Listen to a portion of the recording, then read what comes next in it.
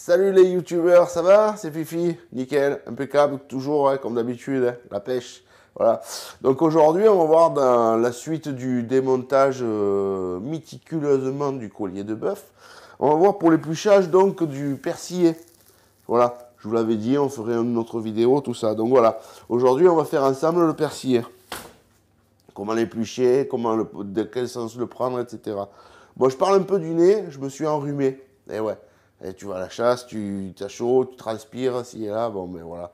Fallait bien que ça me tombe un peu dessus. Patricia, ça fait une semaine qu'elle est chiffon, le nez qui coule comme une fontaine, les yeux, elle tousse, enfin bref.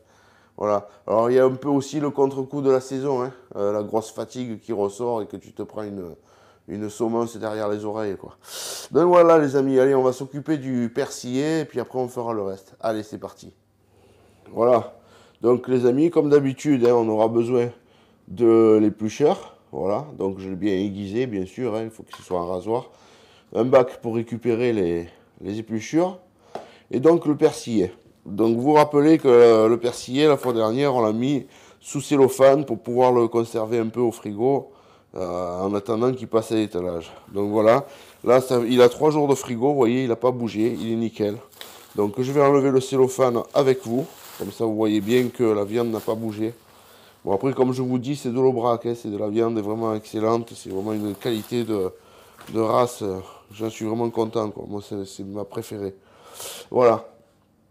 Et donc maintenant, ben, on va procéder à l'épluchage. Donc ici, c'est le dessus. Et ici, c'est le dessous du paleron. Donc personnellement, le paleron, du persillé. Donc personnellement, j'aime bien de commencer par le dessous pour l'éplucher. Pourquoi? Parce qu'une fois après qu'on le retourne, on épluche le dessus et le dessus il reste nickel. Que s'il appuie sur la viande avec sans les aponevroses, ça le marque, je trouve. Donc voilà, c'est des avis personnels, hein. Donc comme je me suis engagé à tout vous partager, eh ben, je vous partage tout. Voilà ma façon de faire. Après, bon, comme je vous dis toujours, hein, personne ne peut plaire à tout le monde, c'est sûr. Mais je ne connais pas beaucoup qui vous font tout voir. Voilà, je connais pas beaucoup de bouchers qui vous font tout voir, qui vous expliquent tout en détail, etc. À part les profs, hein. À part les mecs qui sont payés pour ça, et que c'est voilà, ils ont arrêté la boucherie, ils font prof, etc. Donc, en parlant de ça, on m'avait proposé de faire un prof pour justement enseigner aux jeunes, etc., etc. Mais je sais pas, écoute, moi je suis à mon compte, ça fait depuis l'âge de 20 ans, j'en ai 48, je sais pas. Je sais pas. Donc pour l'instant, je suis là, j'y suis bien, j'y suis même heureux. J'ai ma petite vie bien rangée, bien réglée. Bon, je sais pas, ça ferait un chamboulement, c'est sûr, total dans ma vie, mais bon, voilà, quoi, pour l'instant, j'y pense pas. J'y pense pas. Si, j'y pense, mais voilà, quoi, je me penche pas vraiment sur la question. Donc, vous voyez, pour éplucher, parce que là, en fait, je discute, j'épluche et le travail se fait, vous voyez pas. Donc, en fait, voilà, il faut passer donc sous les aponevroses, avec les deux doigts, là, on le tire, toujours qu'il faut que ce soit tendu. Vous voyez, voilà. Il faut toujours qu'elle soit tendue, la ponévrose, si vous voulez faire un bel épluchage. Bien sûr, après, la lame, il faut que ce soit un rasoir, hein. Ça c'est pas d'aujourd'hui, c'est de toujours, hein. Voilà, et vous enlevez là, entre ces interstices là, il y a des veines de gras. Et il y a des petites veines et des artères qui passent. Donc eh ben, il faut les lever, parce que bien sûr, ça ne se mange pas. Voilà, il faut que vous pensiez toujours, est-ce que tu donnerais à ton client ce que tu ne mangerais pas toi? Et non, et non. Donc il ne faut pas hésiter à se retourner le problème sur soi-même. Voilà. Et voilà, vous voyez? Et tout doucement, et donc que la pluche, hein, que la ponévrose, hein. Voilà, il faut que le travail, une fois épluché, parce que quand le paleron, il est... Que le paleron. Décidément, j'y tiens ce matin, hein. Quand le persil il est épluché, faut que ça reste un travail déjà d'aspect visuel magnifique. Tu vois, que ce soit bien lisse comme ça, que ça brille, qu'on dirait du velours. Voilà. Parce que si tu fais euh, des petites pluches là, tu sais, comme ils font tous les apprentis qui démarrent, hein, moi le premier, hein, je l'ai eu fait. Mais après, tu le vois de suite que le travail n'est pas joli, hein, quand tu regardes ton patron, ce qu'il fait à côté. Et quand tu vois ce que tu fais toi, tu te dis, putain, ouais, quand même, là, le mec, il a de l'expérience, hein. Donc voilà, en fait, quand on est apprenti, quand on épluche, On n'est pas sûr de son coup de couteau, on ne sait pas trop comment l'orienter vers le ciel pour avoir la bonne inclinaison, tout ça. Mais tout ça, ça s'apprend. Ça s'apprend avec la pratique. Voilà. Et après, ben voilà. Après, ben voilà. Regarde. Regarde. Regarde le résultat. Voilà. Voilà une aponévrose. T'as vu ça? Voilà. Regarde le résultat là du persillé. Hein, il est velours, il est magnifique. Il y a pas, ça fait pas des petits cratères, ça fait pas des trous comme si les poules les avaient grattés, tu vois. Voilà. Alors, moi, c'est toujours imagé mes discussions, hein, vous l'avez remarqué maintenant.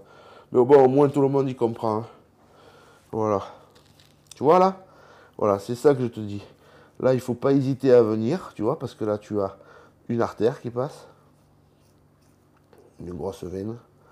Voilà. Et donc, il faut venir la chercher, ça. Parce que ça, une fois que tu vas trancher, alors, si tu as un bon coup de couteau, tu arrives à trancher entre deux.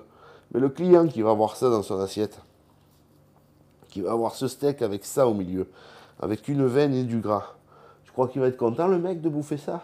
Franchement, tu crois qu'il va être content? Tu crois qu'il va revenir chez toi? À mon avis, tu ne le vois plus, celui-là. Donc voilà.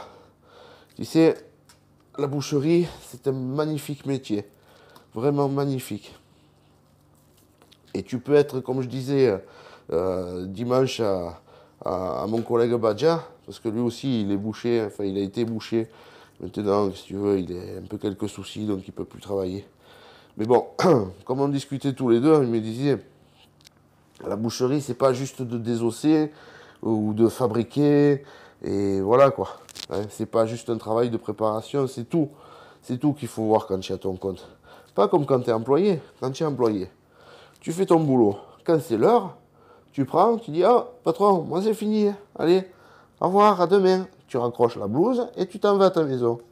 Voilà. Quand tu es à ton compte, il faut tout faire. C'est-à-dire la préparation, que tu aies des employés ou pas. Hein. Je t'explique juste quand tu es à ton compte. Il te faut faire la désosse, il te faut faire déjà tes achats. Hein. Après, il te faut bien savoir gérer. Gérer, c'est-à-dire gérer non seulement ton stock du frigo, mais gérer aussi ta banque, gérer aussi tes achats de semaine, tu vois, pour que quand tu arrives à fin de semaine, tu n'aies pas plus d'achats que de recettes. Parce que si tu as plus d'achats que de recettes, eh qu'est-ce qui se passe? Eh tu n'as pas les sous pour payer ce que tu dois. Parce que tout ça, c'est pas à moi, il faut le payer. Tu comprends bien? Même si Patrice, il me porte la viande et qu'il a le chèque après, etc. Ok, mais il faut le payer. Tôt ou tard, il te faut le payer. C'est pas à toi. Donc tu dois des ronds. Donc tant que tu dois des ronds, tu peux pas en prendre pour toi. Tu vois? C'est ce que je me tue à expliquer à certains qui croyaient que... Ils voient, il y a un camion de viande rentré. Déjà, ils croyaient que le camion de viande, il est cadeau. Ah ouais. Parce que Patrice, il est tellement gentil, qu'est-ce que tu veux qu'il me l'a fait cadeau, la viande? Ah ouais. Et que bien sûr que tout ce qui va rentrer dans la caisse, c'est pour la gueule à Fifi. Et non, là les mecs, vous avez rien compris. Vous avez rien compris du tout. Voilà, je vous explique. Ce qui rentre dans la caisse, il va falloir te démerder de toute la semaine, de faire assez de recettes pour pouvoir couvrir et tes achats et tes frais de toute la semaine. Voilà, mais tout ça, c'est de la gestion. Tout se calcule. Tu peux pas t'amuser à faire au petit bonheur la chance parce que ça marchera pas. Là. Tu vas te casser la gueule et tu vas bien te planter. Et puis là, je te garantis que là, ça fait mal. Là, ça fait mal. Parce que bien sûr, déjà, on est en euros. Donc l'euro, ben, c'est beaucoup plus cher que le franc. Et oui, que même si tous ils te disaient non, c'est pas vrai, c'est pas plus cher. C'est pas plus cher, mon cul. Ouais.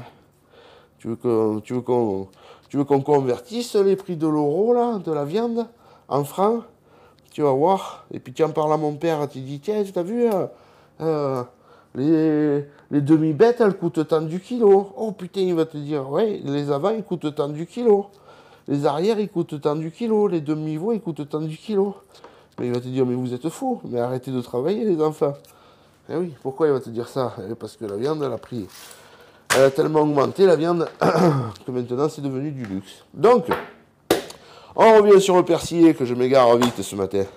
Donc voilà, le persillé, tu vois, tout le côté de dessous, donc, qui est épluché. Maintenant, on va pouvoir le retourner, voilà, pour faire le dessus. Voilà, alors je tourne au fur et à mesure, et pour mon travail, et en même temps pour vous à la caméra que vous voyez bien, quoi. Donc voilà, allez hop, on fait le dessus. Alors là, le dessus, on va dire que c'est une grosse aponévrose de tout le long. Voilà, il suffit de bien la prendre finette au départ. Et tu vois comme je fais avec le couteau?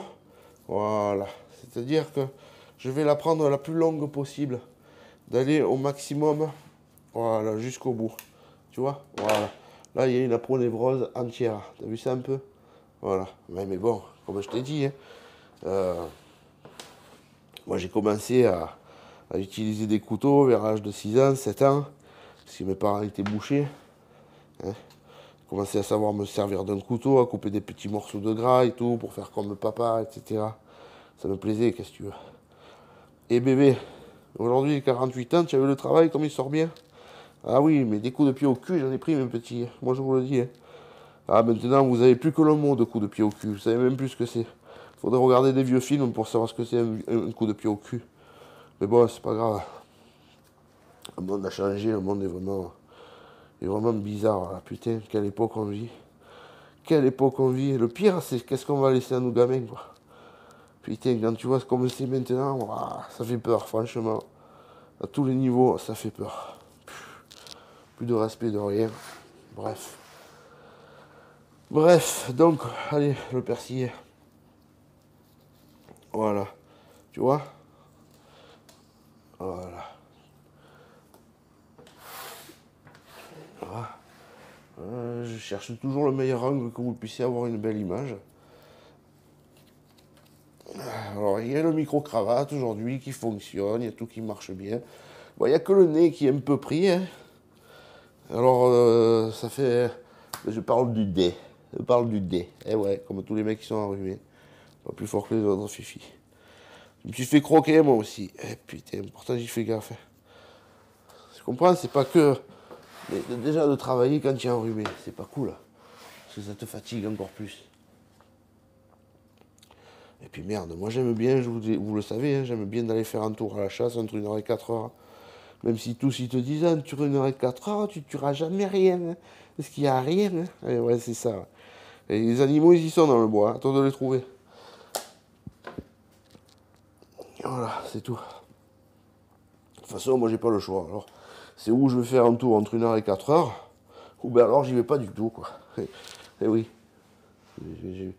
J'ai pas la chance d'être comme certains collègues là, qui ont la chance de pouvoir y aller parce que ben, ils ont le métier qui va avec, ou parce que voilà quoi, ils ont la vie qui va avec. Chacun a choisi. Moi j'ai choisi d'être boucher, père de famille. Et je m'y tiens. Parce que ben, je tiens à tout ce que j'ai, quoi. Ma femme et mes gosses. Et c'est après le reste. C'est que du matériel. On partira, on prendra même pas notre corps. Allez, voilà, j'arrête ma philosophie à la con. Hein. Tu as vu ce persiller? Voilà, là il est tout propre, tout bien épluché, tout nickel. On va le mettre sous cello et on va le mettre à l'état. Voilà les amis, ça y est, il est terminé. Le persiller, pas le rond, j'ai fait le con depuis ce matin. Donc comme d'habitude, hein, on va tirer une feuille de cellophane. Voilà. On va mettre le côté face, le dessus, sur le cellophane. Tu vois. Et après, comme d'habitude, hein, tu l'enveloppes ici. Et un coup dessus. Voilà. Là, tu replies bien sur la viande, sans plier ta viande. Hein. Voilà. Et là. Donc voilà. Là, le persiller. Voilà. Il est prêt. Tout épluché. Tout nickel. Là, il part à l'étalage. Voilà les amis.